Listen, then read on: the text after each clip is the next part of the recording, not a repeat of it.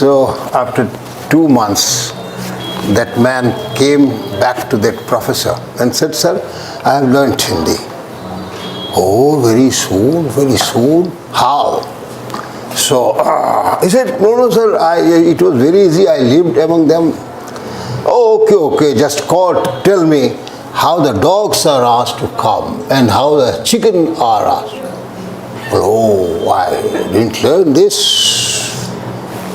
"So you do not know tu and ti. So this is the beauty of culture, or this is the complexity of culture. Culture is an integrated whole. It's united. It's the character of a society. One society, one culture. Now this culture is divided into different parts. One is on the basis of regions. So there are regional cultures. For example, the Bengal culture, the Bihar culture. Biharis can fight over anything. They just try to find out an occasion to fight. Delhi walas, they don't have the time to fight. So this is the Punjab culture, this is Maharashtra culture, this is a regional culture. Not only that, there are local cultures. Small areas, in one small dialect area, there is that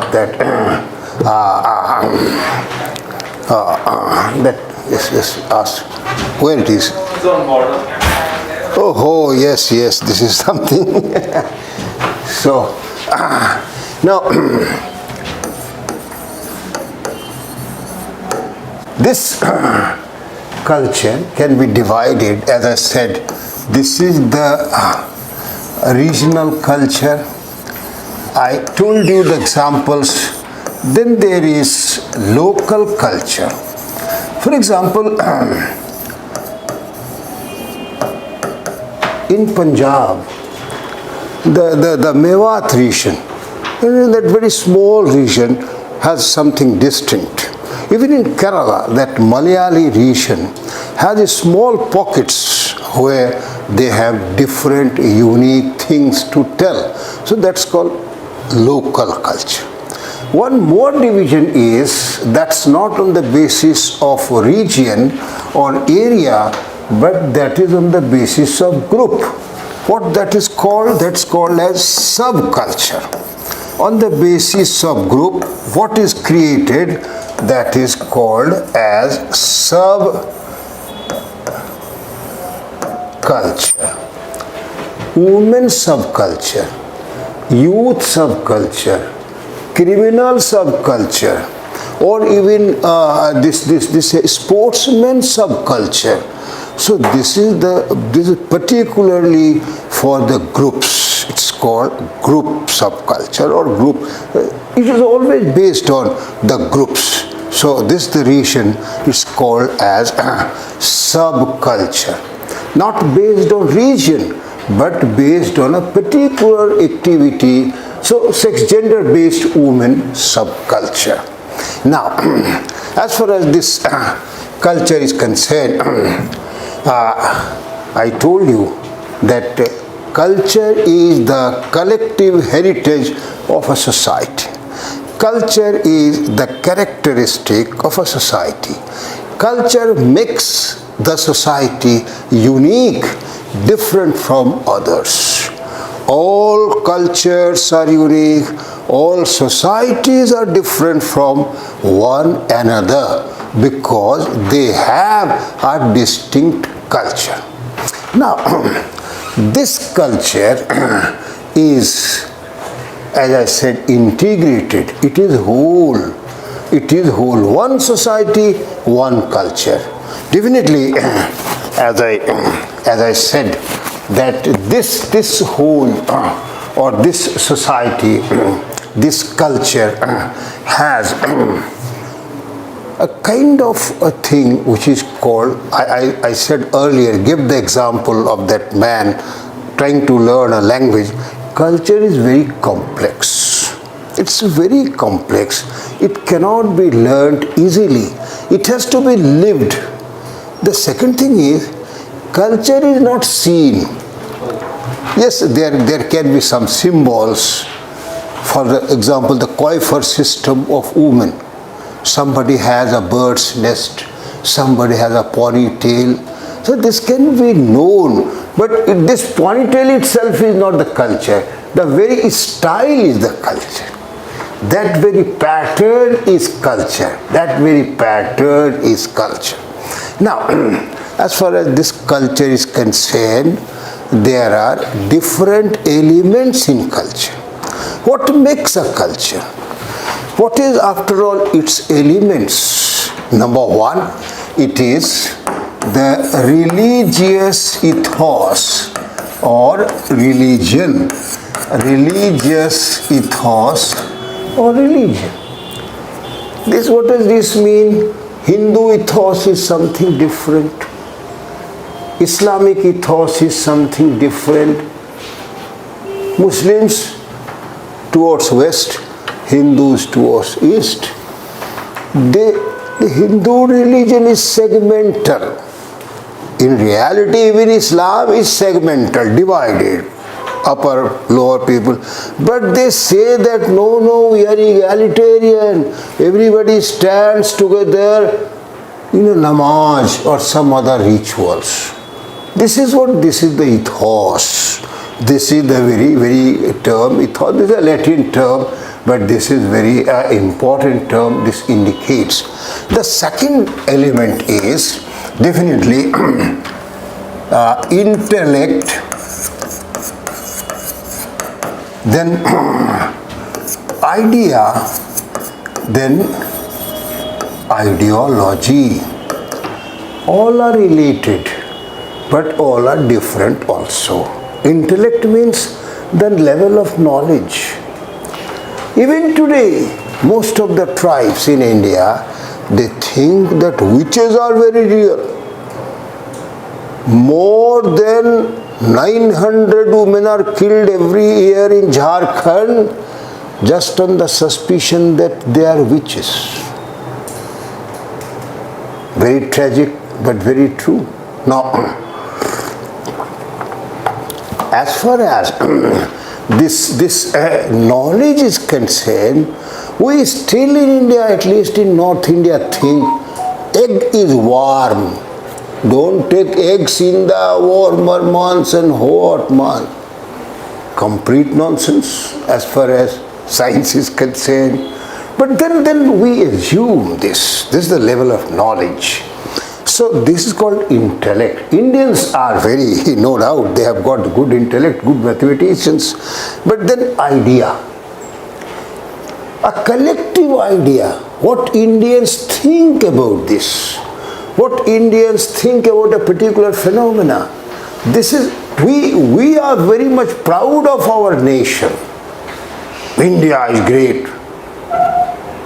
In the same manner, every nation does not say it, but we have this idea.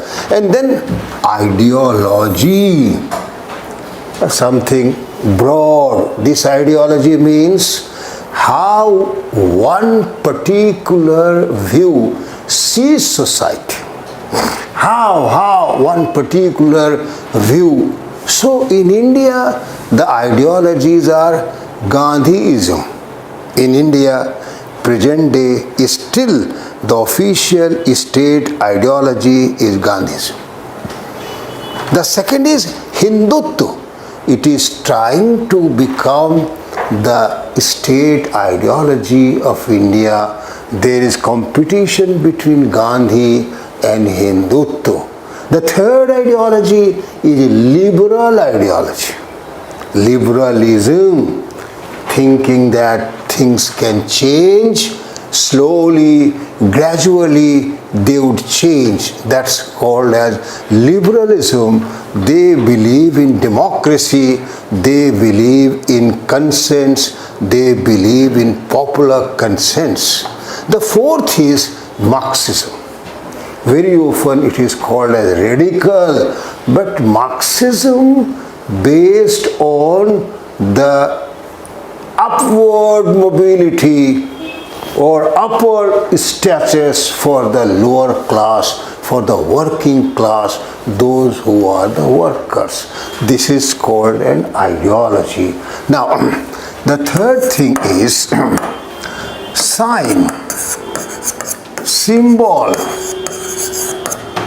then dialect, then language, then literature. What is so I said that this sign, I mean, very often people say, I have made a gesture to that girl and some, so nothing is said, nothing is expressed, but then the communication is done. That's called sign. So the second is symbol.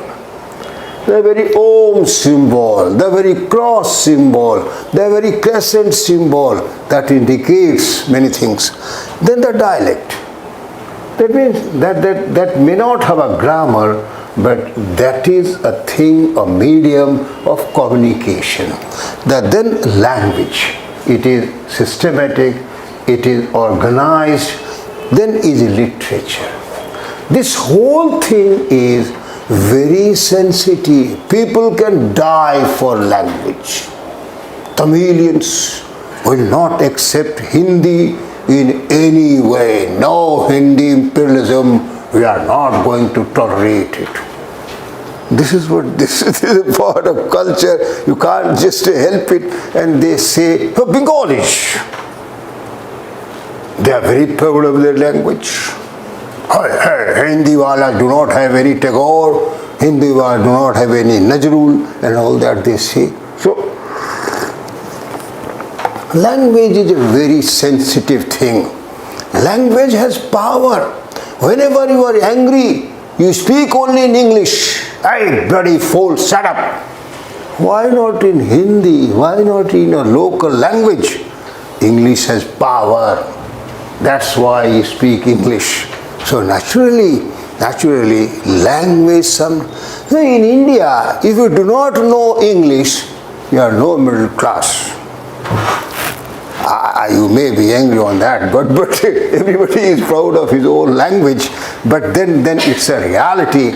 It might be the colonial legacy in India, but it's true that if a person does not know English, he cannot belong to middle class. This is a study by Alok Bajpayee and Aniruddha Krishnan, but this is a fact that this English has a kind of a glamour, a kind of a thing which is prevailing in India. Next is that we say as creative expressions. This is very clear. This is art, music, dance. So these are very normal. These are very human. Every culture has particular things about or particular expressions about this or so naturally we say that the fifth thing is what? Fifth thing is norm, rules, values. This is the informal rule prevailing in a society. Don't shout in a class. Don't smoke in a class. Don't drink in a class. Perfectly all right in America. Perfectly all right in all European countries. You can drink, you can smoke, you can do anything in the class. So naturally this is what culture. Rules are somewhat more strict rules. No sex relations with close relatives. This is a rule almost. No, for example, among the Muslims, cross-cousin marriages are allowed. In South India also, this is allowed. In Tamil Nadu, among the Vaishnava Brahmins, a person has to marry his own niece, the eldest niece. If he does not marry, then he'll have to give some fine, some compensation. The same is true about the niece. If she is not ready, then she has to pay some compensation. India is a great country, it's a very large country, and there are different things in India. Now, as far as the sixth thing is concerned, the sixth is the lifestyle of a particular culture. India is a very religious country, so the moment Indians awake, they do some kind of a religious activity. This is the lifestyle of India. Then every country has mass communication. Now today it is very easier to identify mass communication. That means there is print, there is electronic, there is social media. Abuse anybody by naming something, and then but in earlier times what happened? The seers, the sadhus, the fakirs, they moved from one place to another place and they carried some message. Oh, in that area there is famine, in that area a new thing has emerged.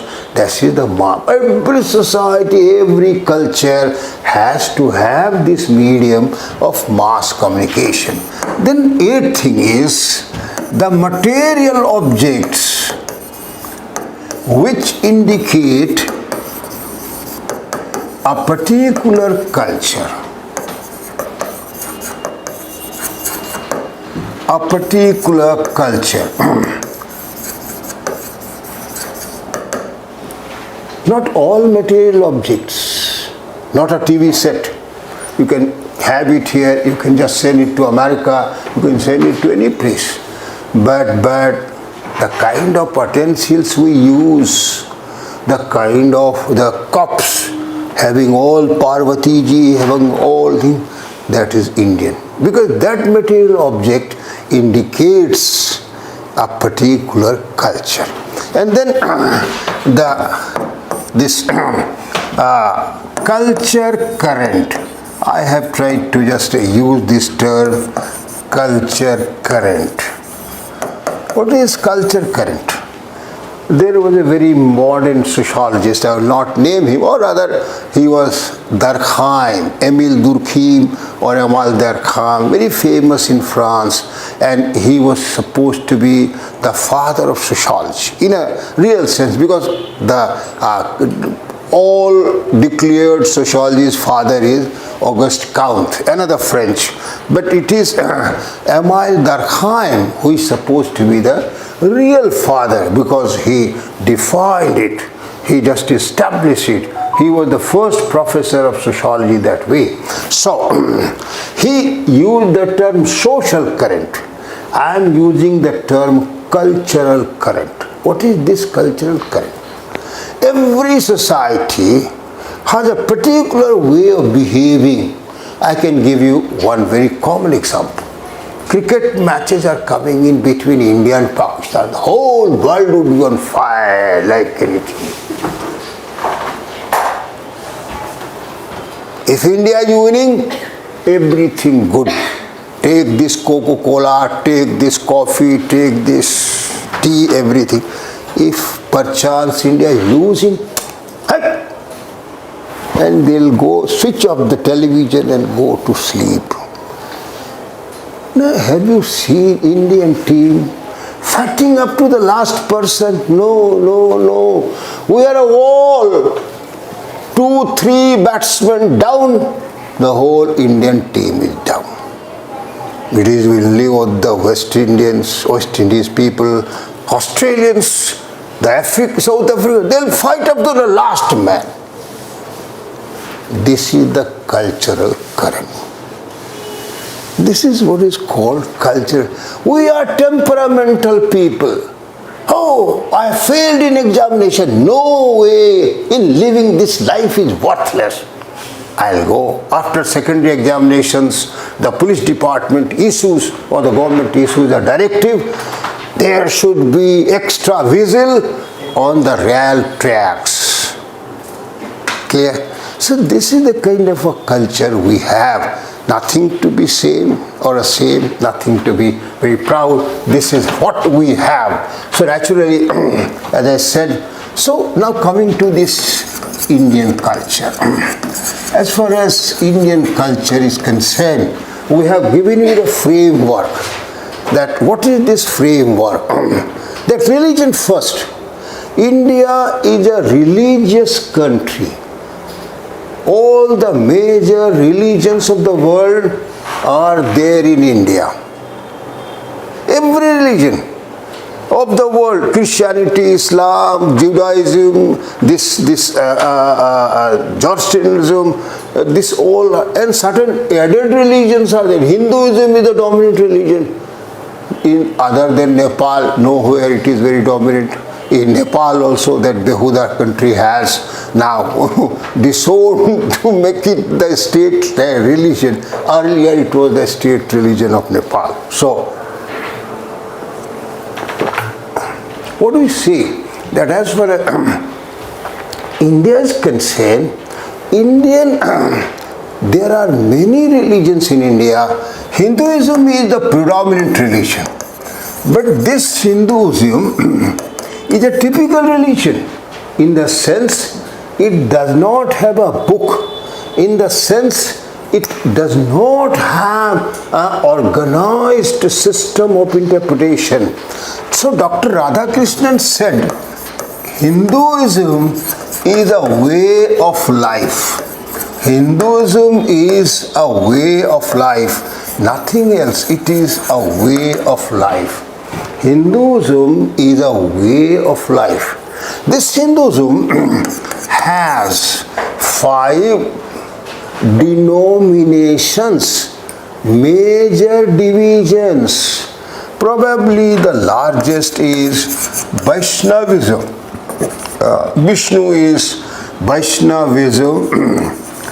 Then the second is Shaivism. It is more predominant in Shiva worship, more predominant in South India. Then there is the third is Shaktism, the worship of Shakti or woman power. Whole of Bengal was 5 days ago dancing to the tunes of Durga songs. So there's the Shakti range, as parts of Assam, parts of Bihar, parts of Jharkhand. And then as far as this fourth is, it is Saurya, sun worshipping people. In Chhat, after probably 20 days, you'll see the Maramari in the railways. All Biharis running to Bihar. What is this Chhat? The worship of sun. This is Saurya. At one time, Magh Brahmins were very popular, very strong in India. So in every region there are some sun temples. It's fact. But Bihar is, and eastern UP is very famous for this. The last is Ganapati, the worship of Ganapati. Maharashtra region is especially famous for the Ganapati worship. This is the Ganapati worship which is done in Maharashtra. So this is called as Ganapati. Now, as far as this different religions are concerned, even in Islam, this is monotheistic religion. Hinduism is a pluralistic religion, many gods, as I said, 5 important gods. Islam is one god, but even then there is a very popular division, Sunni, then the Shia, then the Asafi, then the Hanbalis. These are the divisions. In India, there is a division on another basis also. So that is called that different sects. What is happening? Wahhabi, and this Barelvi, they are also fighting among themselves. They are also, so this Hanbali, Hanbali, Hanbali, this is only found in some parts of Karnataka. Mangalore is a very Muslim dominated area in Karnataka. There are the Hanbalis, and the coastal regions of Konkan also have Hanbalis. They are the followers of Hanbalis. This is Wahhabi. They are also called Deobandi. They are the Barelvis. They are also called this Sunni or that. So they also fight among themselves. Shia and Sunni fight in Lucknow and Uttar Pradesh, but they fight everywhere. So some 6 or 7 months ago, before the election, Bengal elections, there was clash among themselves. Now, as far as this second part is concerned, I said intellect. Indians are very, very fast on that. As far as idea is concerned and ideology is concerned, I have told you that as far as this development of idea is concerned, we are not that very important. In a country of 150 crores almost, 145 probably, that would be the result in 2021 census probably. So we do not get Nobel Prize every year. We should get. Now what happens, that since religion is very powerful, we don't have that urge of questioning everything, doubt everything, unless and until you protest everything. Why this is so? Oh, we are also that there, and all mukuts and that, and we are parading the marriage parades, dancing. The bride is also dying and the groom is also dancing. So the people, arranged marriage country, this is only 3.7% people do have that self-choice marriage. So this is what, because of religion, as far as ideology is concerned, we have told you, Gandhism is the predominant ideology. Hindutva is trying to take its place. Then liberalism is very popular. Liberal intellectuals. That means that's a peaceful trying to just recover everything. And then Marxism. Oh, so Lal Nishan, Lal Kile par Lal Nishan, Mang Raha Hindustan, and all that. This radicalism, all that. So this is labor, workers, all that. So this is now as far as the second thing concerned. India has 2,700 dialects. We have 18 official languages, no national language. We fear to declare any language as national language, because then there will be maramari, there will be classes. Only lingua franca is there. English is the lingua franca, and it is a fact that in many parts of India, Hindi has become very popular. People sing Hindi songs, but they do not understand the meaning of Hindi words. This is a fact. And so this number 4th is, as far as I told you, that this creative things, or India is very fond of music, very fond of this dance. Many extraordinary people or filmmakers wanted to make Hindi films without songs. Shyam Benegal, that great Indian film director, hey, what film, Suraj Ka Satma Ghoda and all that, flop. He made one film, Welcome to Sajjanpur, with 9 songs, booming hit. Indians cannot tolerate a film without a song, without a dance. When Salman Khan dances in the hall, everybody in the hall, they also dance. Women, man, all together. Or even in South India, people identify with Rajinikanth, people identify with Kannada heroes, people identify with it. So this is some kind of thing. So this is something which is typically Indian. India has particular fascination for music, for dance, and for everything. There are thousands of dance styles or folk dances in India. As far as norms, values are concerned, we in India are very conservative country. We are not a very liberal culture, rather we are very conservative. Still with all that this globalization, this modern nation and all that, we still do not like inter-caste marriages, inter-religious marriages, inter-community marriages. This is what is the conservativeness. As far as the values are concerned, in India, we do have particular values. Everywhere in India, a white color, very nice. This is not the case everywhere. Oh, the nose must be straight.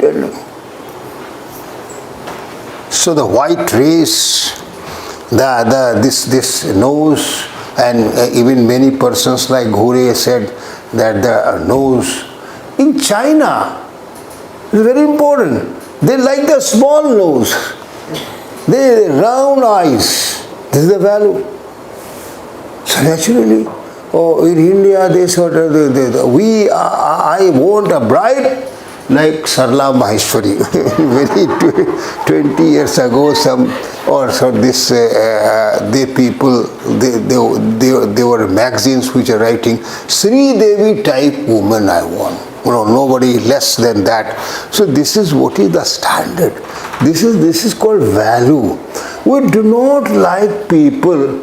We almost all Indians are bathroom singers, man and woman all together, everywhere. If the bathroom is separate, they will sing, but they can't sing in the open. Then a mad person. But this is very common in Western countries, very common in those countries. Even if they are single and they are very top persons, but they even swing, they even whistle. This is what is the value. Now, as far as this sixth one is concerned, that was our, what the sixth is, this lifestyle. So I have given you an example that as far as India is concerned, Indians, since are religious, the moment they rise, some kind of a religious ritual, they try to perform something. So naturally, even if the very modern persons, they do just some puja, some namaz, something like. So it is said about India, it is compartmentalization of modernization. What is this? So when they wake up, they have some kind of a worship or ritual. Then they will take, without washing their mouth, 1 cup of tea, and then if he is a smoker, 1 cigarette, and they'll go to the bada ghar and then a big hole. So naturally, just to ease him. So naturally, this is this. But then again, after taking bath, he will sit for puja, and all that. Even the poor people have some kind of this. So this is something that compartmentalization of. Now, as for this after lifestyle, I told you that mass communication, and this mass communication now in India, it is so popular. Print media is there, then this electronic media is there. Then because of this mass media, there is 3 things which has happened. One is misinformation or you can just call is disinformation. That means something wrong is popularized. Then there is second thing is fake news, and the third thing is post-truth. This is something very typical and dangerous. Post-truth means there is some element of truth, but not the whole truth. So it is by design that only a partial truth is communicated and not the whole truth is communicated. Now, as far as this is concerned, we told you that material objects, since Indians are religious, we have on our material objects religious things. Somebody buys a new television set, the modern Bavaria or something else, or computer, Apple computer, but only after some puja is done, the packing would be undone. This is the whole Indian this. And then I said that the current cultural current, I have given you the example of cultural current. So Indians are temperamental. This is what is easily dissatisfied. You'll see rarely people, those who have the patience to sit for UPSC for 4 chances. No, I'll take every chance. We have few heroines and few heroes who says even after failing in the first attempt, second attempt, trying again and again, very few people, they get frustrated. This is the Indian culture. This is the Indian culture current. Nothing is to be hidden, nothing to be concerned. So this is all clear. Anything, any problems? Nothing, no problems. Now, as far as this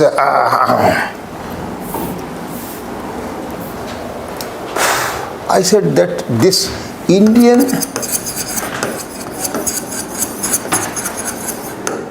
culture has certain features, and those features they are very often asked.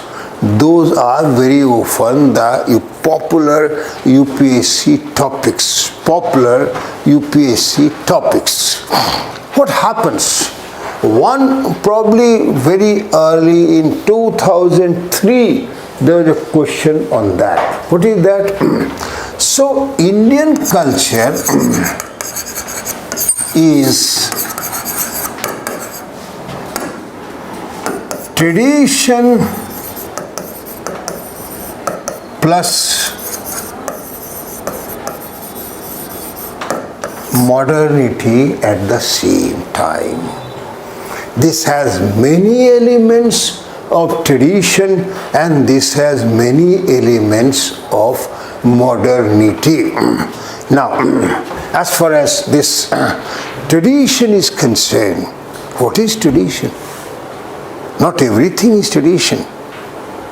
Tradition means anything, any rule, any structure, that means any group, any behavioral pattern, any symbol which is continuing for a very long time. And because of this long continuance, respect has been added to this. Respect has been, it is now because it has become respectable. And since it is respectable, since it is continuing for long, we do not want to leave it off. We do not want to get rid of. In India, now there is no joint family. But even then, this Irani, it is still very proud that I did act in that Saas Bhi Kabhi Bahut. What is this? Celebrating the joint family. there is no joint family, there might be some exceptions, but as far as the 2011 census report is concerned, they said in India now the popular type of family is a small conjugal nuclear family. A small conjugal nuclear family is the average type. But we still love joint family. No woman is ready to live in a joint family, to be married in a joint family. But even then she says, joint families are very good. This is something very typical. So that's as far as, so this is what tradition is. As far as modernity is concerned, we very often say, a boy wearing a Lee jeans, having a Ronson glass, how modern he is. Now, as far as the social science is concerned, it is a very brutal subject. Now, this says that modernity is something which has emerged because of industry, because of trade. This means rationality. Modernity means rationality. What is rationality? Rationality is real goal and real means. Real goal and real means. That is rational. You have decided to become an officer and therefore you are trying for a UPSC. So naturally it is a rational goal. And for that you make a routine, make a deliberate optional choice, make very organized efforts, and that I will just devote this much of time every day on general studies, 2 hours or 3 hours on this optional 3 hours. This is all rational. But you sometime also go to Hanuman temple, Baba, Bajrang Bali, you just told Dushman ki nali. So naturally, what is this? This is irrational. This is irrational. That means the religion is a traditional thing. That is irrational. So very, very important sociologists he said that there are half rational, there are semi-rational, there are full rational. Scientists are, and scientific calculations are totally rational. They cannot do without, but rationality is the first criteria of modernity. The second thing is individuality. This is, number 3 is secularism, separate religion from the state. Number 4 is urbanism. Urban living is modern. Number 5 is this freedom and equality of all. The French Revolution was the revolution which marked the beginning of modernity. The French Revolution was the revolution which started modernity. Even in England there was rationality, but since in England it was not a revolution, it was a gradual thing. Even today the British are carrying with their monarchy. The French, nothing traditional. So they are supposed to be the pioneers of modernity, and they have taken modern things. They have taken modern things. This is clear? So naturally what I said, that Indian culture is part traditional and part modern. It is part traditional and part modern. What does it mean? That as far as India is concerned, even today we are very religious. This is the traditional thing.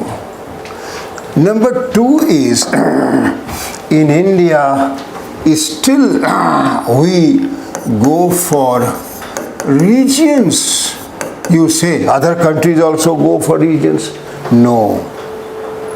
The kind of love the Bengalis have with their Bengali language, the Tamils have with the Tamil language, the Odiyas have with their Odia language.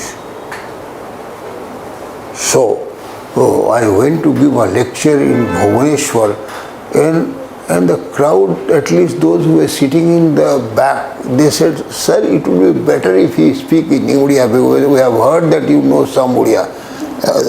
I know some Odia, no doubt. My mother tongue is Bengali, but that does not mean that I can speak in this intellectual audience in Odia. But what this shows ethnocentrism for Odia language. Every region in India has this. The third thing is that we may denounce caste day and day out, but we all are castists. How? 94.2% people in India marry within their caste. So 94.2% people, this marriage within the caste is what we make us very, very sensitive to our caste. So then the next is that I told you, joint family and kinship. So in some states, as Bihar is famous, the whole family goes to appear for the examinations. Somebody sees the book, somebody copies that slip, and then somebody carries the slip to the exam hall. This is the family cooperation for the exam preparation. So naturally this is joint family, and we just love our joint families, we love our kin groups. So that is what is that. And then the fifth is that village. Still India lives in village. There are many people who have gone to America, there are many people who have gone to England, but even then, not those boys who are born in England, not those boys or girls who are born in USA, they simply hate India, this dirty country. But ask their fathers, even in their dreams, they always see the dreams of their country. And the moment they get a chance, they'll come to India.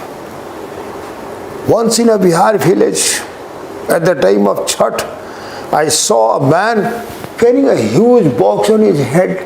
And I said, "Let me help you, sir." "Oh, no, I have reached my village."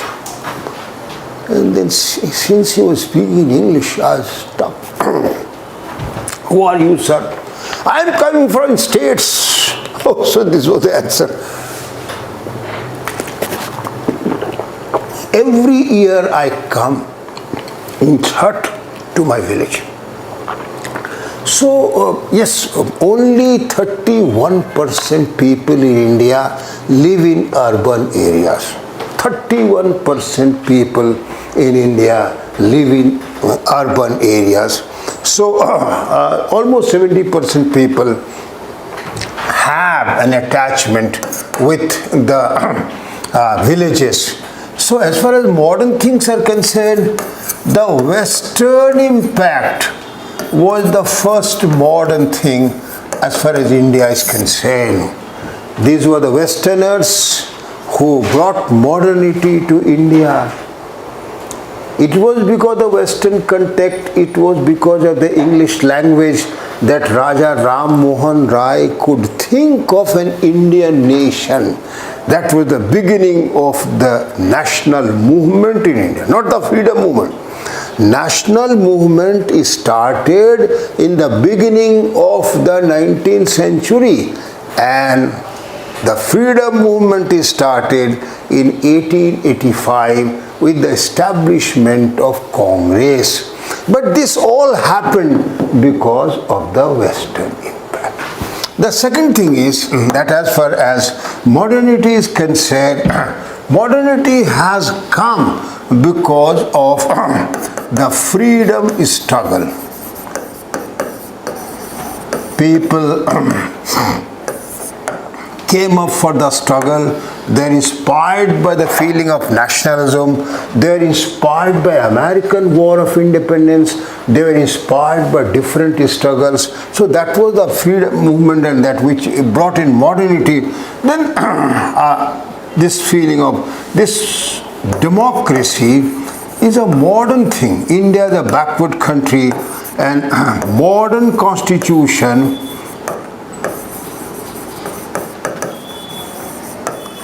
Ambedkar in 1946 or 1947, or no, 47, yes, he was giving the concluding lecture when the whole constitution was almost framed, not debated but framed. What he said: we are giving a liberal modern constitution to this India. This society is what type of a society? This is a traditional society. This is a society based on religion. This is a society where there is much of superstition.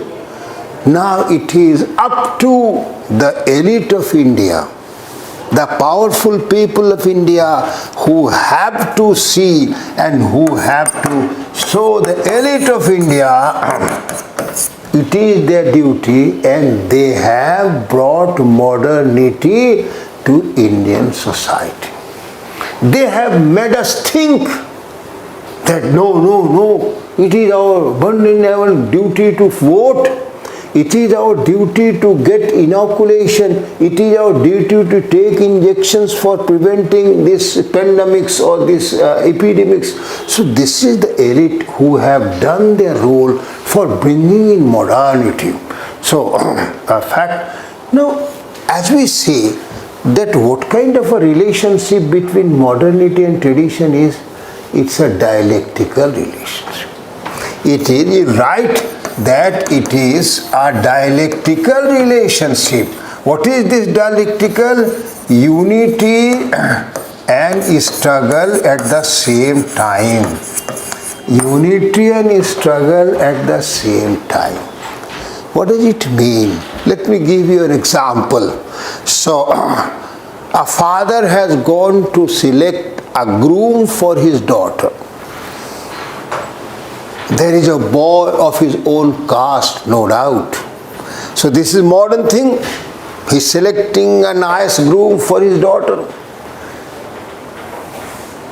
Now that man is very religious, and when his daughter hears this, that boy is very religious, he won't be modern, and how can I tolerate that religious person? So father says, yes, when you are married, you will influence him to become modern. So this is what is called dialectical. This is kind of tradition is also playing a role, and modern also playing a role. But when tradition and modern they clash, it is mostly the modern which wins, because this is old and this is new. Clear? This is old and this is new.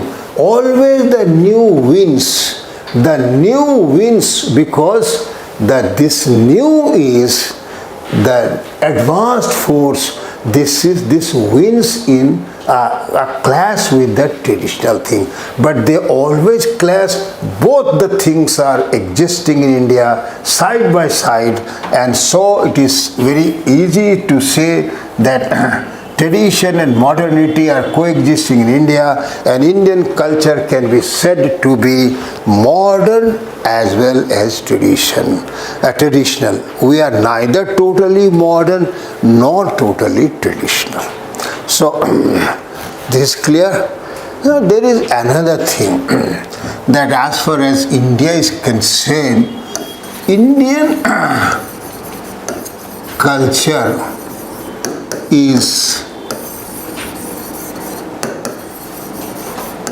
continuing uninterrupted for almost 3,000 years. Even more, you can just add to even 4,000 years, but not popular word is 5,000 years. No, 5,000 years we were using only stone tools, and that continuity is not there. Even the continuity with Indus is not there. But as far as 3,000 years is concerned, we have a continuous. The Indus culture could be, and we could know about Indus only in the second decade of the 20th century. That there was Indus, we could know it by the second decade of the 20th century. It was Dayaram Sahni and others who established that no, there was a definite, a very improved, a very developed culture which was on the banks of Indus, that extended much large up to the Gujarat, Dhaulavira, up to this Meerut in Uttar Pradesh, and up to this Afghanistan. But that was there, that was discontinued. We do not know how it ended. But as far as 3,000 years, there is a clear-cut continuity of Indian culture for last 3,000 years. The question is that other major cultures, they discontinued. They didn't have this kind of a continuity. One very famous man, probably you have heard his name, A.L. Basam.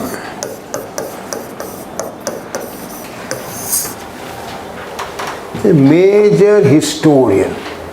A.L. Basam was a great historian.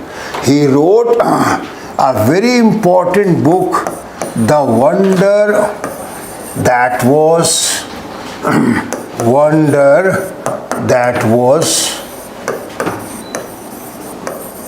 India. A Wonder That Was India. Then he also edited one book, Cultural History of India. Cultural History of India. This man, he said what? There have been 4 major ancient cultures in the world. 4 major cultures in the world. What are those major cultures? One is Chinese. Number 2 is Greco-Roman.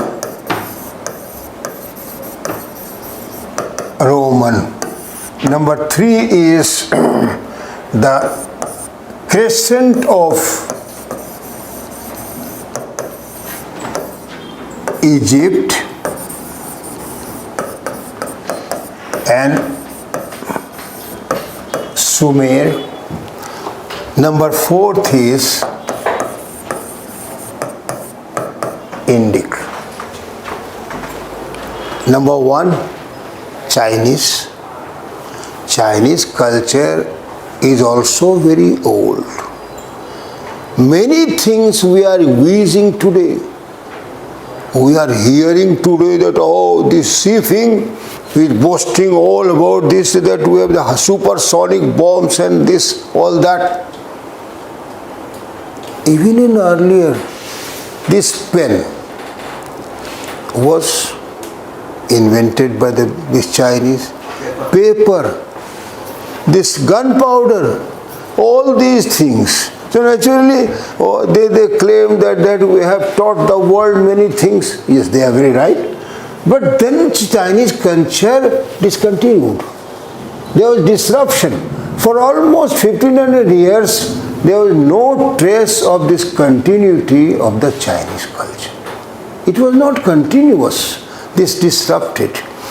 The Greco-Roman means the Greece culture and the Roman culture. They were great. Aristotle, Plato. These all persons they belong to this culture. And 6th century BC, Cicero, he taught and said that the Britons, they are not that able even to just, you cannot just employ them as slaves. They are such fools. The Britishers are, so this Greece culture, this Roman culture disintegrated like anything. In the middle Europe or in the middle times or in the latest times, Rome was nowhere. It was united in 1861, in 1871. So this Italian unification, this Greece, where Greece is today, it is no country, no great power today. So there was disruption. As far as this Egyptian culture, at one time that's a great culture. The Sumerian culture, that Tigris and Euphrates valley, that Sumerian, Babylonian culture, Assyrian culture, the great culture. But they declined. It is only the Indian culture, it is only the Indic culture which has continued according to A.L. Basham for the last 3000 years.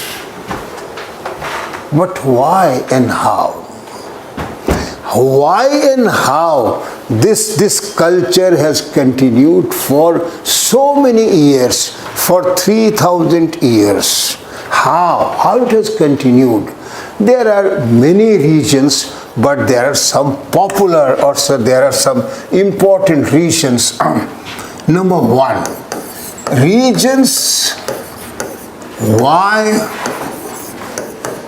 Indian culture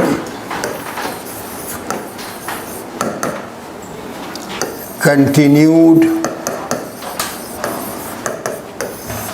Number one, as far as this culture is concerned, this culture has much of diversity. I'll come to that. It has much of diversity.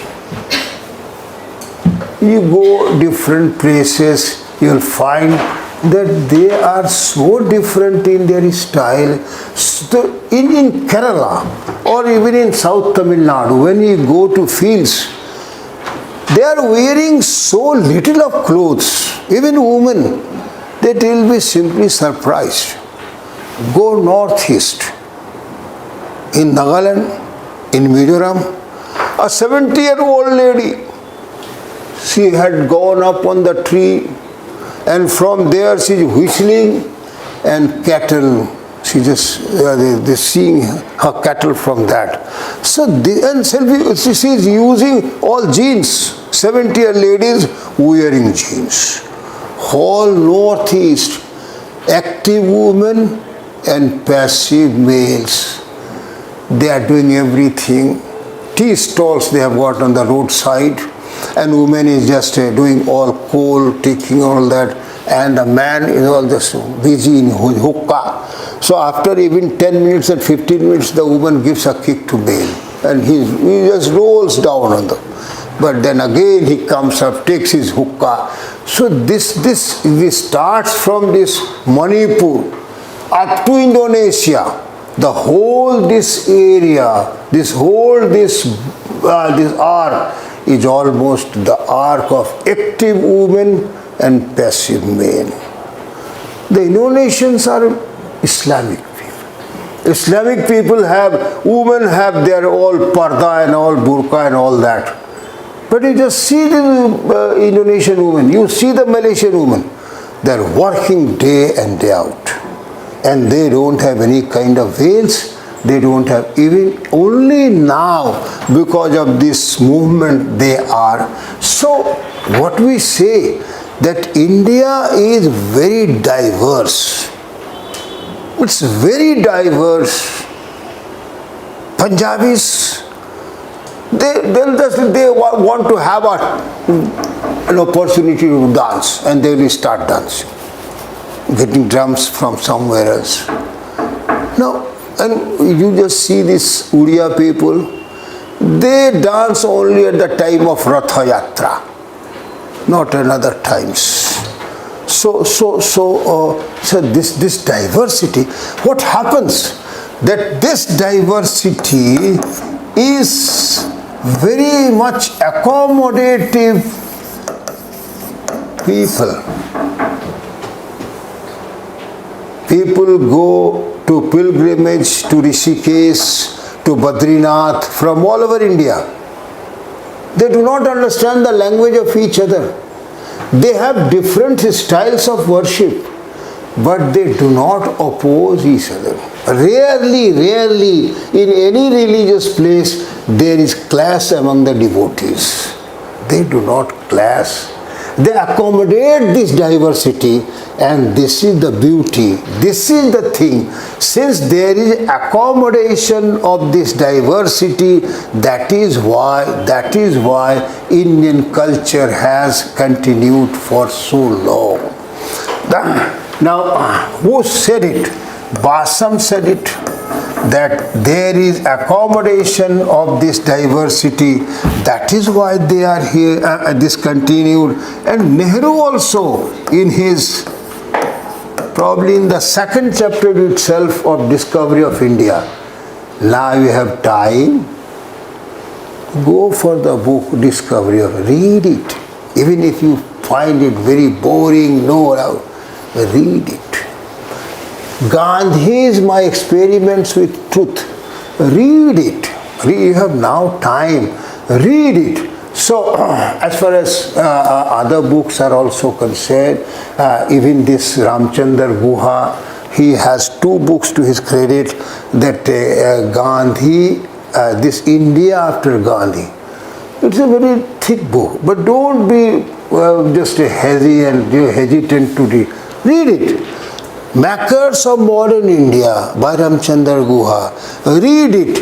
At least 5 or 6 questions in your prelims, and at least 3 questions in your mains, you will be able to answer if you just read these 2 books by Ramchandar Guha.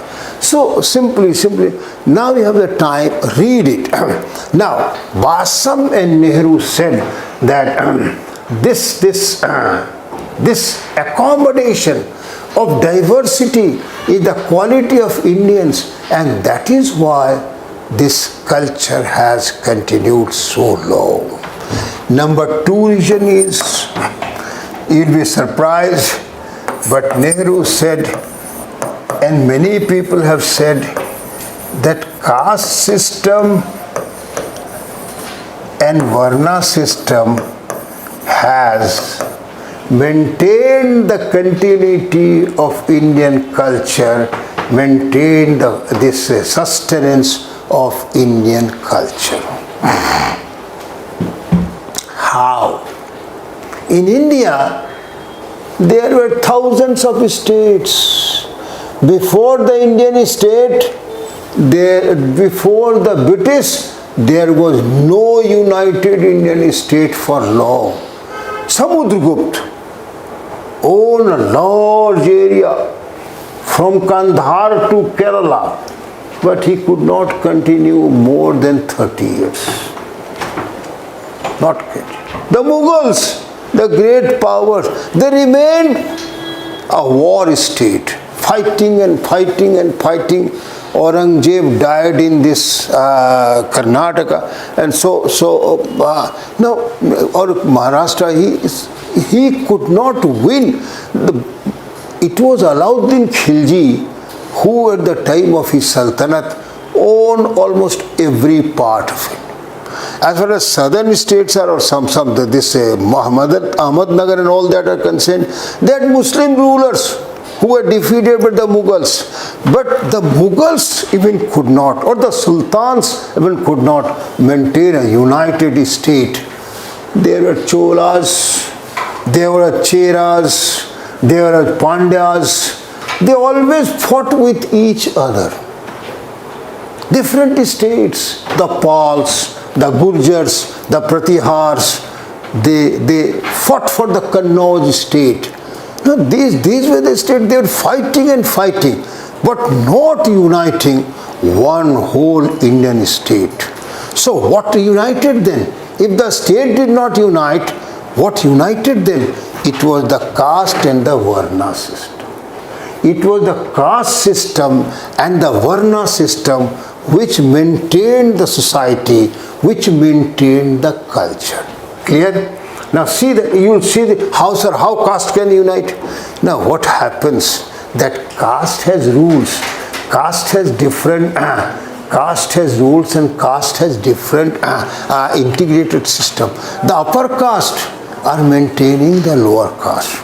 They are restraining and just preventing them from rebellion, so the society is maintained. Today there is no caste system. Why? Because the upper caste cannot order the lower caste. Today democracy is there.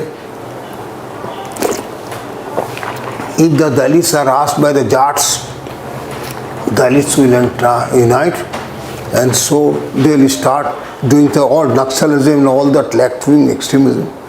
So the times have changed. But earlier, now today there is a state. This state is uniting. So this caste system and Varna system, this system maintained. Now you will be surprised. The third thing is, India could remain and sustain because there was no united state. One state. Why? Because if the one state was defeated, it was dismantled, then the whole culture was dismantled. If the Cholas were defeated, if the Pandavas were defeated, then the Cholas or Cheras emerged. If the Pals were defeated by Gangaikonda Cholapuram, or this Rajinder Chol defeated the Pals, Mahipal was defeated by him, and he said that I have owned the Ganga. This was his claim. Now, if at all you think that if there was one united state of India and a foreign power, there are many foreigners who came to India, defeated the Indian kings, but since the Indian state was not one, rather thousands, it could not be disintegrated, it could not be decimated. The fourth thing is that some castes are all India castes. Some castes are all India castes. So what happens? That the unity of India is their vested interest. They want to maintain, at least socially and culturally, the whole Indian culture, because what happens? You probably have heard about this Nepal temple, Tribhuvan Place temple. Who are the priests there? The Nambudri Brahmins can only become the priests there. Where Nepal is and where Kerala is. But then this one caste, even if it's a Brahman caste, there are many other castes which are all India castes. So naturally, these castes have tried to maintain the unity of Indian culture, have tried to maintain the unity of Indian society, and it might be. So always remember that State is made by force. Society and nation is made by what? It is made by love and it is by mutuality. Remember these words that society, state is made by force. Society and nation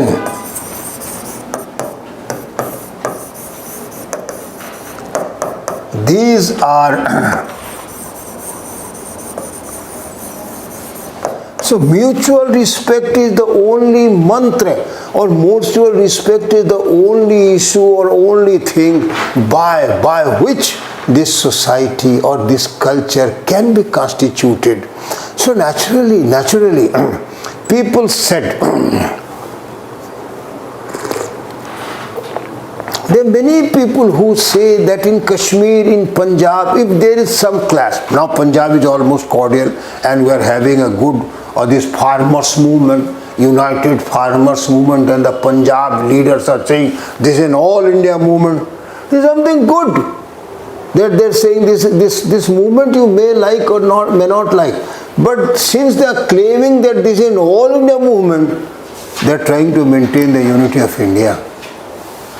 This is not the case as far as Kashmir is concerned. This is not the case as far as Northeast is concerned. Even today China is saying that Arunachal Pradesh is South Tibet. But it's a fact that Arunachal Pradesh, a large population of Arunachal Pradesh, is now proud that they say that we are Indians. Still there is a feeling. So if you go Assam, if you go Manipur, if you go this Meghalaya, you will just encounter many interactions where say, you Indians are not doing good. So you may ask, there is a film, Chak De India, how many have you seen it? No, oh yeah. So there was a manager of the club, or so this is a training camp, who said, you are our guests. The two girls from Manipur, they become angry. How you say that we are guests? We are very much Indians. This is what is. So this kind of belongingness, this is the very important thing. And so this is we say that since state is not there now. As far as India is concerned, the continuity of India and the long life of this Indian culture and society is something which is based also on certain common things. You may not like them or you may like them. So what is this? This is called as segmentation.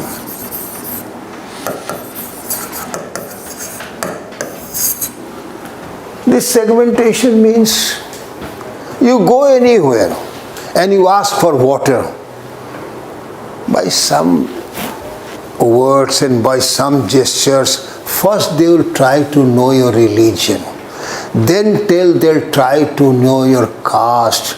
And then they'll try to know your region. And only then they will offer you water in a bronze, or in a this glass tumbler, or in a earthen tumbler, or they will simply say, no, just you have this, your hands folded, and then I'll just drop the water, you will drink.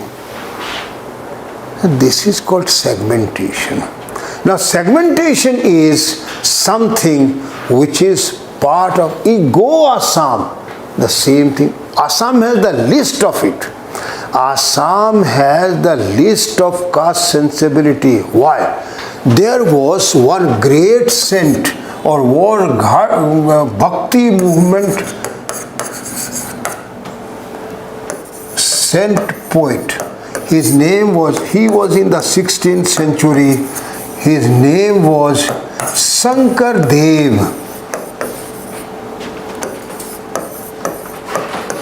He was a Vaishnava.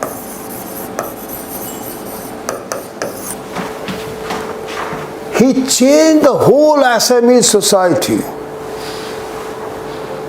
But even there, Whenever you go anybody's home in Assam, they'll offer you three things. One, gua. What is this? No. This is supari. That is taken. Guwahati is supari hati. That is the betel nut.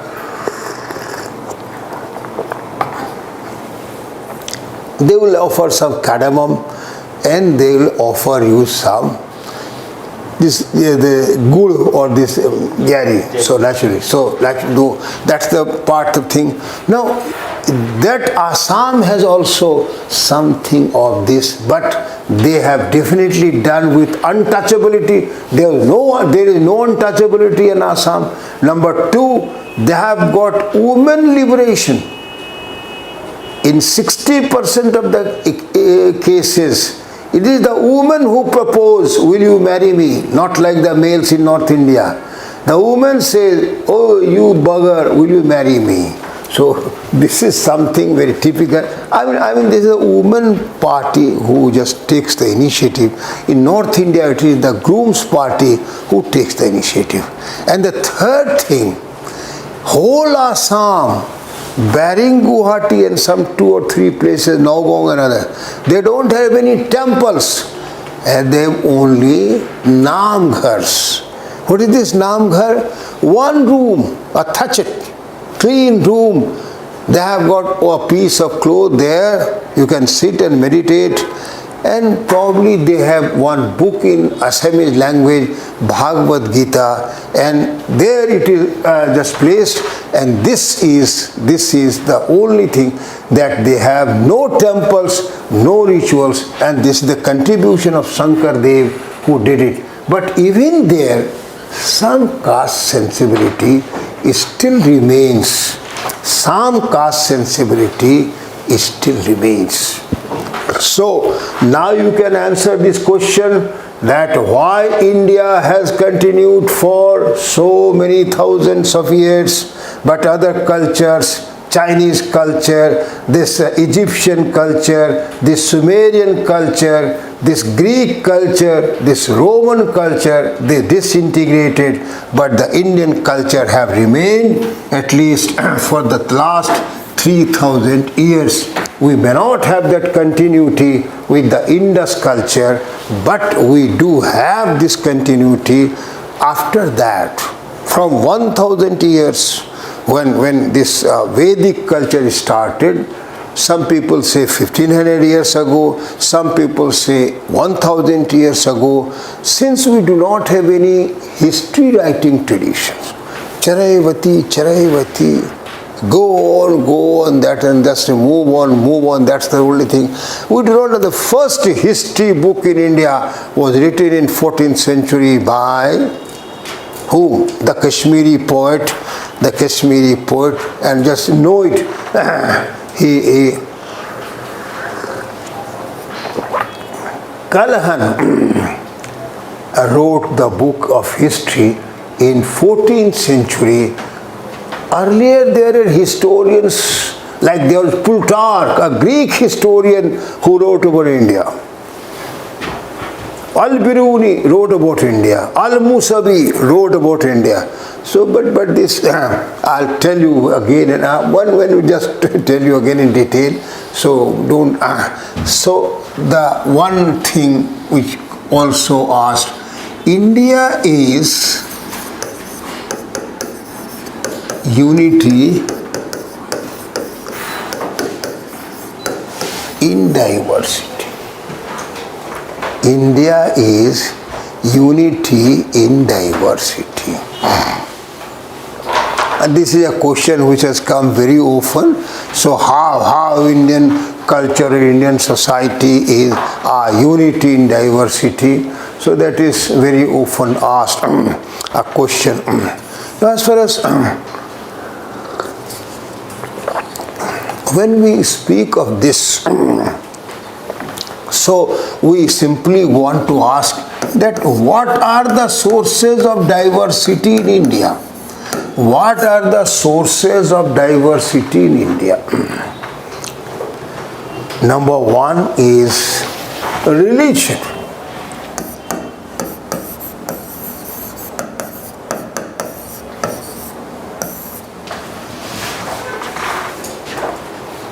I have already told you, all the major religions of the world, they are existing in India.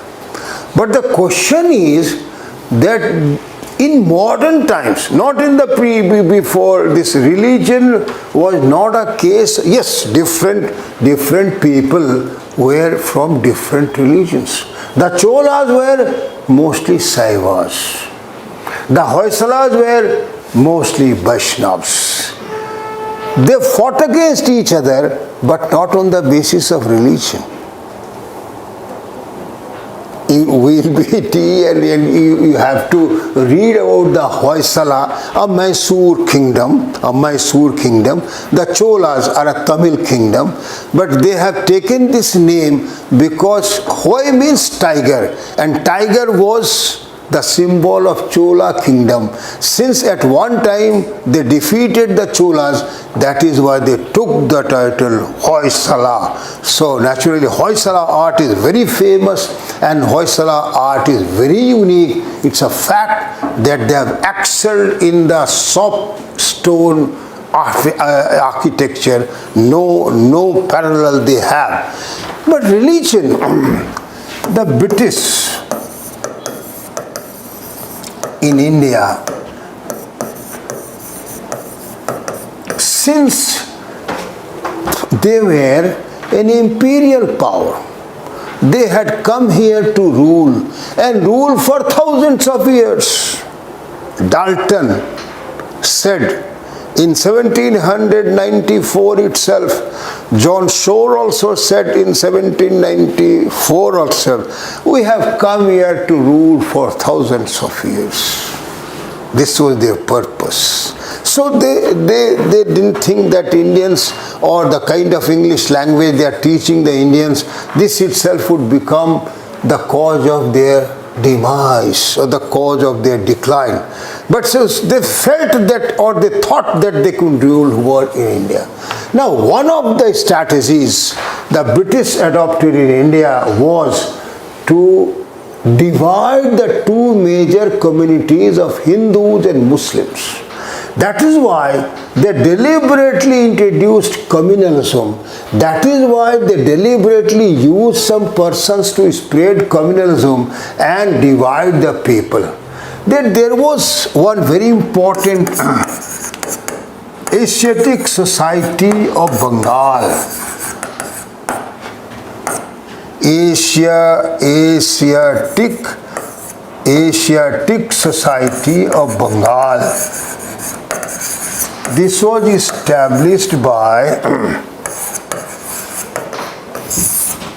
who? Any notion? John Sell was in 1784. It was established by him. Now what happened? These Asiatic Society people, they translated Sanskrit text into English. They translated Persian text into English, Arabic text into English, and they published books. For what? Published book to divide Indians along religious lines. Divide Indians along religious lines. They established a Sanskrit college in Benares. They established a madrasa in Calcutta. Now always trying to divide people. So this has continued and religion has still remained the most conflict-prone institution in India. Religion has remained the most conflict-prone institution in India that has divided India for so many years, and still it is a source of major discord in India. The second is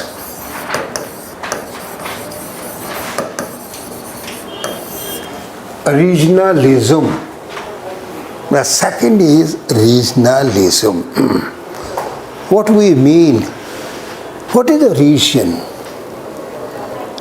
This region means not only a simple division of areas. Not all areas are regions. Regions have 5 things in common. Number 1, they have one language.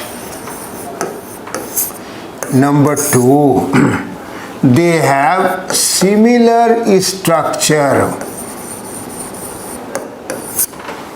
I'm coming, I'll explain what does it mean.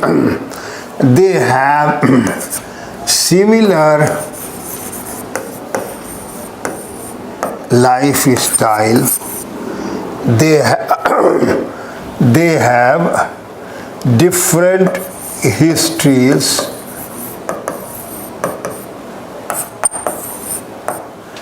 And they have their own legacies.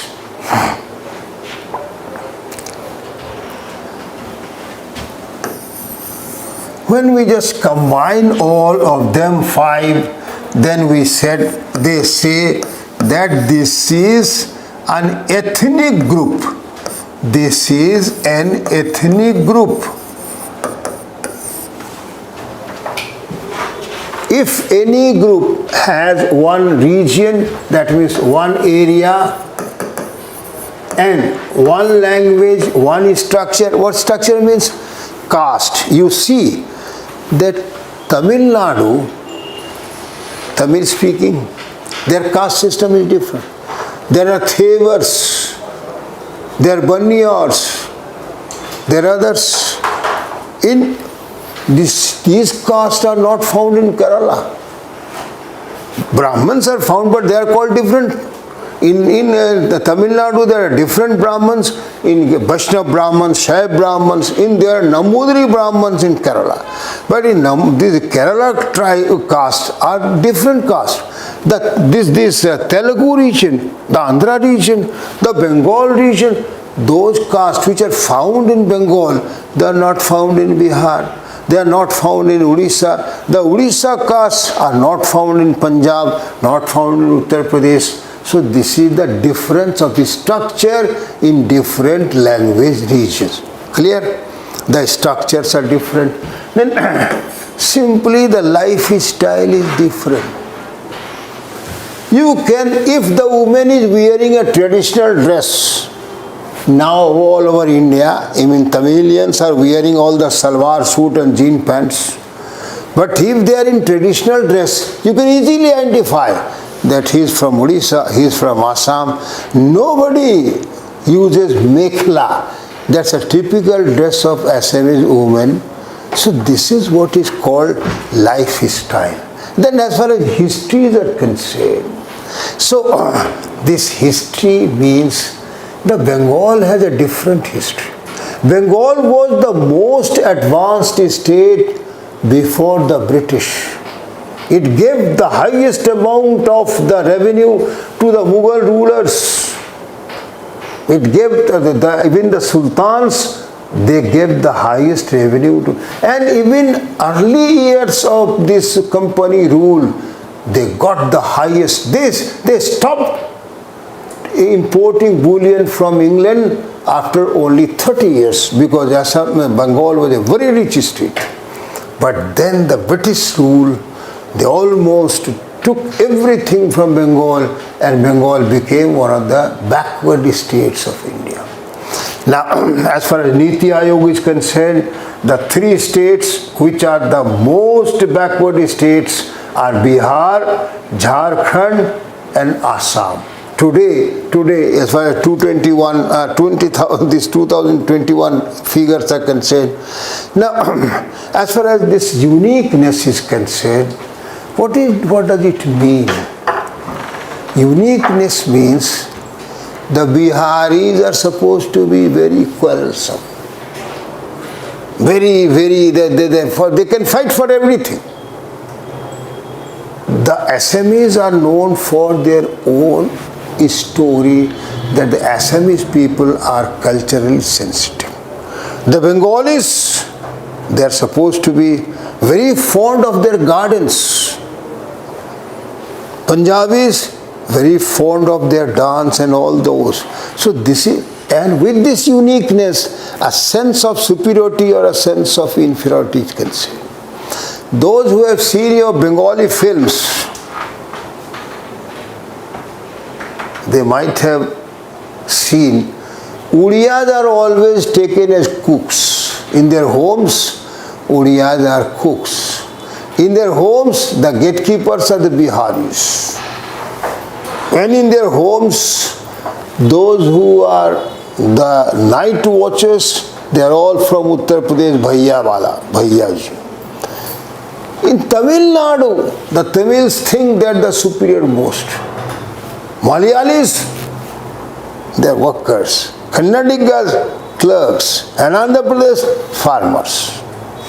So this is some, you'll just excuse me for using these words, but this is the reality. This is the reality. Some ethnic communities think themselves to be superior and others always have the feeling. The Biharis in Bihar, they think that calling a person Bihari in Delhi is almost an abuse. So this is something part of this ethnicity, part of this regionalism. This regionalism is a cause of discord. In Odisha, the Bengalis are not liked, the Hindi walas are not liked. In Bengal also, if you speak Hindi, they neglect you. In Tamil Nadu, if you speak Hindi, the coolies, they charge 20 rupees for a Tamil speaker and they charge 50 rupees for a Hindi speaker. So this is simply a kind of thing that happens. This is a reality. This is a reality, and this is called the ethnic discord in India. It is just going day by day. But now the third thing which we say that this is a matter of discord or this is a matter of this thing is, the third thing is caste. The third thing is caste. In India, caste is an institution of conflict and discord. This is a system of... Now, this all started first in South India, and there the anti-Brahmanical movements started in 1820. This Justice Party, all that was the movement, and in all over South India they started, then they have become almost dominant. In North India this started after almost 100 years. In North India this started in 1920. Today's, in modern India, the major thrust of politics is the clash of the upper caste, the backward caste and the Dalit caste. This is what is the fact today, that in India or in modern India, the major political subject, major political theme is that the conflict between the upper caste, the backward caste and the Dalit caste. As far as then this class difference or class struggle. Another dimension of this caste struggle is that this Maoists, this left-wing extremists, what they are doing, they are saying that no, we are being oppressed by the upper caste. We are being oppressed by the industrialists. They are oppressing and they are establishing their factories, and they will so probably have heard that in the Madhya Pradesh, in Chhatarpur district, probably this was in the social media and where I have just seen, I know, there is probably diamond. In the deep forest there is diamond. The Australian company took that tender and they started clearing the forest. The Poscos in Odisha, they started clearing the forest. They opposed, even in Chhatarpur, the peasants are opposing it. So naturally, this is what? This is a class struggle. This is a class conflict which is happening there and happening in India as a discord or as a diversity. And number fifth is that this lifestyle is who will eat meat or who will eat beef and who will not eat it. So there is something. In India, people are baffled by simply this problem. BJP opposes beef in North India, but it cannot take the risk of opposing beef in Goa. It cannot take the risk of opposing beef in Kerala, in opposing beef in northeastern India. Because all the seven sisters, even Assam, northern Assam, they are all beef eaters. Whole of Meghalaya, whole of Mizoram, whole of this Manipur, whole of Arunachal Pradesh. This Tripura that way, only the tribals take beef and not the Bengali Hindus. So naturally, this lifestyle becomes, very often what happens, that in Delhi you might be seeing, if you are living for some 1 year or two in Delhi, you'll see that many people oppose the northeasterns and they call them a Chinkis. Why? Because of their lifestyle also. Their lifestyle is different. So the Negroes are there. Since their lifestyle is different, so the northerners, they become angry. Oh, they are doing this. There are some people who have a different pattern. Naturally, this becomes a thing of discord, and lifestyle has become a kind of discord. But then what are the things of unity? So, as far as unity is concerned, I told you earlier also that in India,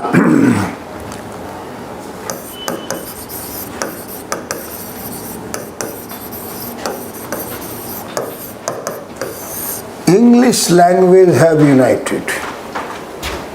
You will be angry on me, or you will not be very happy that how can English be a uniting force. There was a Bengali activist, gentleman, a very charismatic personality. So, and he went to Bombay, Pune. He went to Madras, Keshav Chandra Sen. Now this Keshav Chandra Sen, you think that he went to that place in 1862. What was the language he communicated with them? It was English. So if there won't have been English, probably we couldn't have become independent. Because English, and even today, not Hindi is uniting us, rather English is uniting us, and English language has become a medium of unity for the Indian culture, for the Indian society. The northerners may become very angry on this, or some other people may become very angry over this, but this is a reality that is still English is playing the role of a uniting factor in Indian culture and Indian society. Clear? Now, the second thing is Indian Constitution. That is a modern uniting factor. That's a modern uniting factor. Even the village women, they say, no. In India, all our people have been given these rights. Women have been given equal rights. At least in 2021, you cannot beat women with impunity. If the woman is really assertive, she can go to the police station and the next morning you will be the guest of the state. So naturally, this is this 498A. You know that law. You know that law, that Domestic Violence Act. So under these two rules, 498A and the Domestic Violence Act, any woman complaining to the police and the man against whom the complaint has been made, he will be arrested or she will be arrested immediately. This Indian Constitution or the Indian rules, this has, the next thing is that Indian democracy and elections.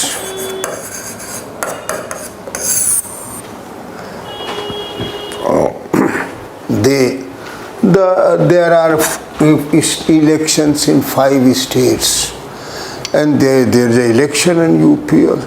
Even the Kerala people are very much interested what is happening in UP, because that is a very major state and it has more than 400 seats in the assembly, and whatever the sites they win in this election will have an impact on the 2024 elections. So naturally, in all the regional papers, in all the national papers, these things are out and they are trying, they are very much curious.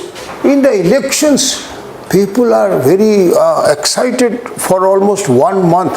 Who are the candidates? Who are these people? So naturally, democracy unites. This diverse country has remained united just for the force of unity, force of democracy. If there would have been any dictatorship, so Mrs. Gandhi imposed emergency in 1975. But that emergency led to much of discord, then accord. Whole of Punjab, the whole emergency, they were just like the dharna, the peasants are making for the last 1 year. They had almost 14 months dharnas in Punjab. In Tamil Nadu, they are doing all agitations. Since there was press censorship, nobody could know. But today, even if there is press censorship, social media is there, Facebook is there, WhatsApp University is there. And so people will come to know about those things just very soon. And these are the things, this is happening. So number 4, this is the Indian economy.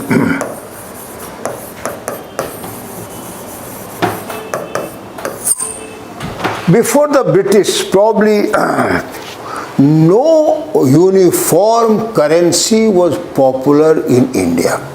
At the time of the Guptas, the currency was popular, no doubt, but it could not become one Indian currency. The Britishers in 1821 started the common currency.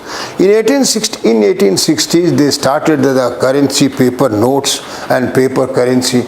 So by that and from that period onwards, when the budget is started, even now when the budget is being announced, people are very curious what things would become dearer and what things would become cheaper.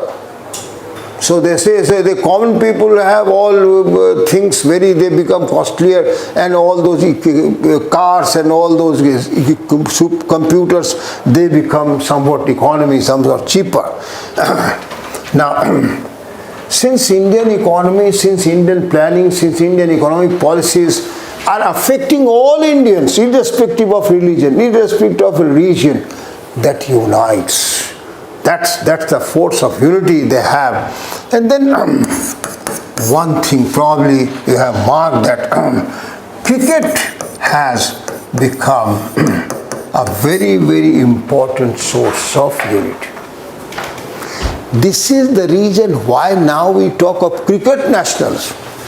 Now we talk of cricket nationalism. You will see the kind of urgency, the kind of excitement when this World Championships starts from tomorrow or day after tomorrow. So that would create much of excitement. And so cricket in India is a source of unity. It's a kind of a basis of nationalism in India. Then the next thing is Indian cinema, and particularly Hindi cinema has united people. So some of the southern people will not agree to this, but this is a fact that cinema has united people. This Hindi cinema is now not as popular in Hindi cinema is very popular in Uttar Pradesh, Bihar and other places. Now Bhojpuri cinema has become popular, but Bhojpuri cinema is not a uniting factor, because this is catering to the needs of only one language.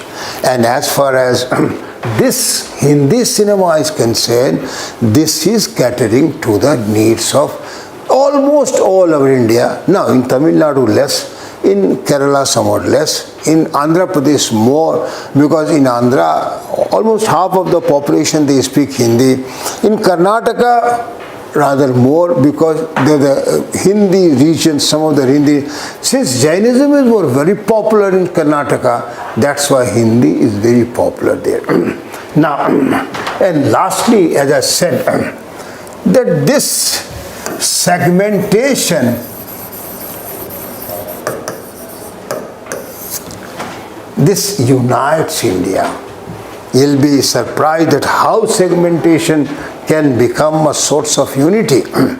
But this is a fact that segmentation becomes, since people are united together, since there are some common rules.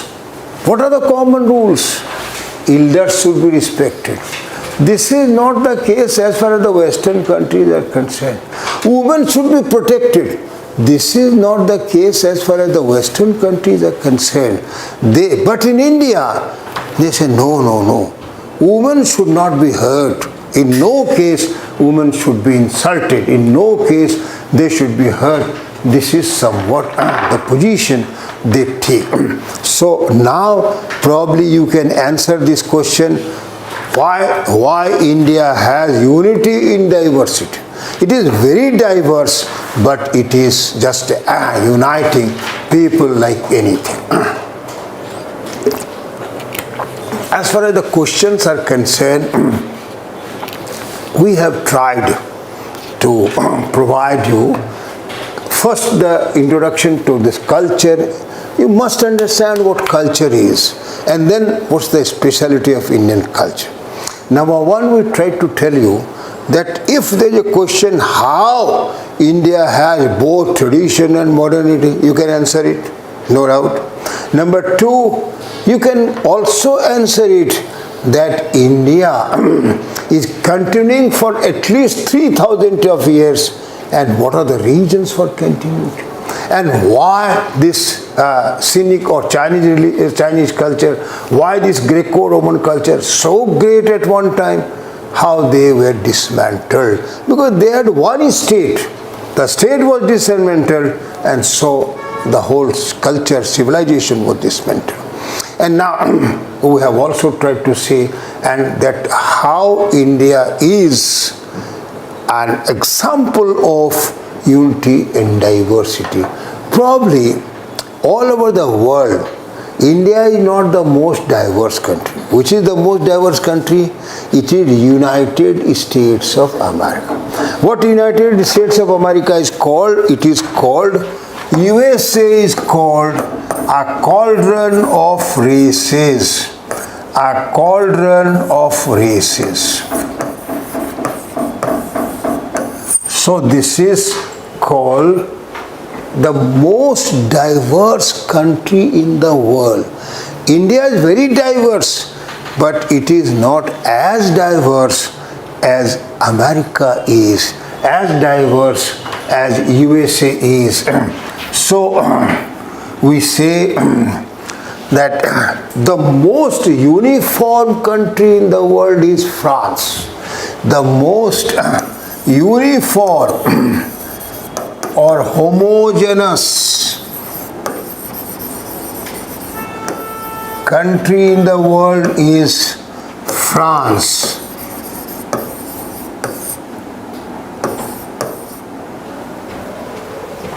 They have little difference, very sentimental people, but they have, even England England is very, very divided country. Scotland was on the verge of secession from England. This is a fact. This got United Kingdom, not one kingdom, rather United Kingdom. And so there is Wales, there is Scotland, and there is Britain. So great, that great is called because of all these three. If the three were not there, Ireland, this Scotland, and then this Wales was not there, then it wouldn't have been called as Great Britain. It was not called UK, United Kingdom. Rather, it was only one kingdom only, not a United Kingdom. So England is very diverse. Italy is very diverse. Greece is not diverse, but this France is the least of diverse. And that is because of the uniform language and uniform. France has been a great country for a long time. The Germans, in at least two countries in the world, they have become developed because of a sense of nationalism. In India, we don't have that much of sense of nationalism. How many people can eat the Japanese rice just because it is Japanese? America has not been able to export rice still today, despite producing the best of the rice possible. It's not the highest producer of rice. Highest producer of rice is China. Second producer of rice is India. Third producer of rice is Bangladesh. This is the rice producing countries in the world. This is what is the situation. But whenever this question or that type of question comes, you try to write in a point wise. Always introduce a paragraph and then you write in point, and always end a paragraph by conclusion. So any queries, anything, you can just ask anything, any problems, anywhere, from anywhere. So, yeah. So we discussed culture.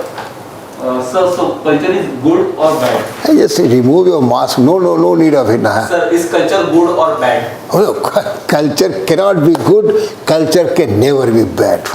Because this is a value thing. Good and bad. Values always judge three types. Good and bad, beautiful and ugly, and it is correct or incorrect. This is a judgment. Now, culture, every culture, tribal culture, for the tribals it's the best culture in the world. You ask anybody. So, as far as the Asurs are concerned, or as far as the Siddhis in Gujarat are concerned, very backward. But ask them, are you backward? We are the best people in the world. So naturally, this is called ethnocentrism. Remember this word, ethnocentrism.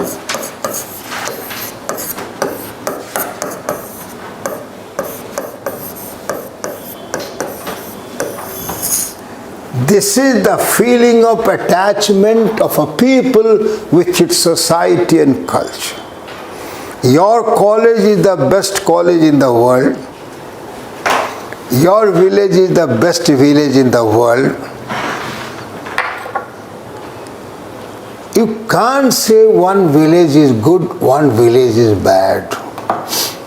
You can't say America is a good country and India is a bad country. India is a good country and Pakistan. For the Pakistanis, although from all standards, Sheikh Abdullah was so detested by the very idea of Pakistan, and say, in my whole life I can do anything, but I will not align with this feudal theocracy. Actually, he didn't like it. No, but the thing is, what the Pakistanis are saying, oh, Pak is the best country. What the Afghans are saying, the Afghans are almost bankrupt they will die in 1 month, and mass starvation has probably started. If they do not get, China is there, Russia is there, they might be helping it. Now America is not there. But if those countries do not come to the aid of Afghanistan, they'll simply starve. But even then, we Afghans. So you can't say any culture is good, any culture is bad. No. Even in the tribals, what happens? That when questions is asked and that the topics are discussed, the tribes, one B.N. Lacour was there. He identified the tribe has one distinct culture. Yes, true. The tribes remain isolated, not true. The tribes are primitive, not true. The tribes have backward economy, not true. And the tribes are to be helped, not true. Tribes always say that no, we do not need your patronizing attitude. Oh, you bechara tribe. No, they are very much proud. They think that we have got the best medical system among us. So, any other questions? Anything? Naturally. From online. Yeah. Sir, previous in Indian history, so many rulers have been ruled Indian over territory, sir. Indian territory has the different states and different languages and different religion purpose. Yeah. But they are not able to destroy their culture, their origin, but they are not able to unification of all states. What is the logic, sir? No, actually, if I have understood correctly your question, you are saying that many areas have distinct cultures and they are not able to unite with other cultures. Now, my answer is, you see that they go to the same place for pilgrimage. They share the same political ideology, they share the same political system, and they're participating in the same political process. They are different, no doubt. They are very different from one another. It's a fact. But even then, they are since participating in the process. They are united in their minds. They are very much united. Even if they do not realize, they are united very much. There is no doubt about it. The differences will never end. But what would happen? There will be more interaction and there will be more unity. I was saying, because railways, write this, that railways are a great uniting factor.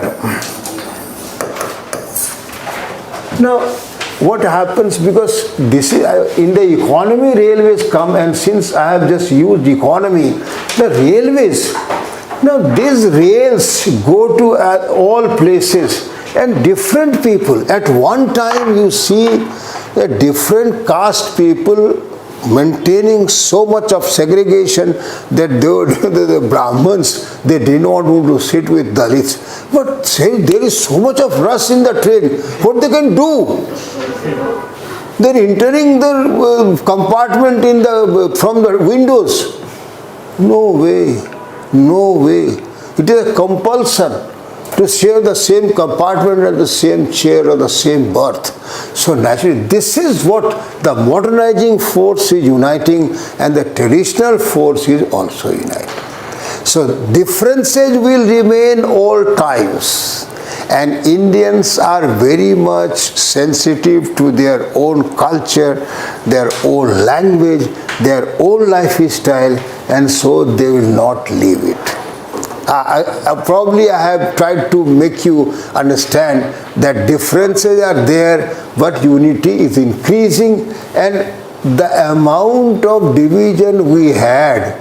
I'll give simply one example. Again, a very common cinema example. I've seen many of films. So at one time you see Yusuf Khan had to change to Dilip Kumar. Mahjabi had to change to Meena Kumar. And this So Madhubala's name was something else, but she also became Madhubala. Today, this Shahrukh Khans, this Amir Khan, this body opening Salman Khan, these are popular as Khans. So naturally, this is a new thing which is emerging in India. So the common symbols which appeal to all the regions, which oppose to, so that's why that I said that this Amitabh Bachchan, even his 79th year, as popular in Nagaland, as popular in Kerala. So probably he sang one song, so that Moti or Mota something. I heard that song in Guwahati and said, what does it mean? Well, I don't know the meaning of this song, but I simply like it. So this is what is the common uniting factor. Day by day, discord should remain. There would be certain attempts to just increase the discord, but uniting factors would continue to exist. Clear? So tomorrow we'll be trying to just discuss more and probably then we'll be able to answer more questions.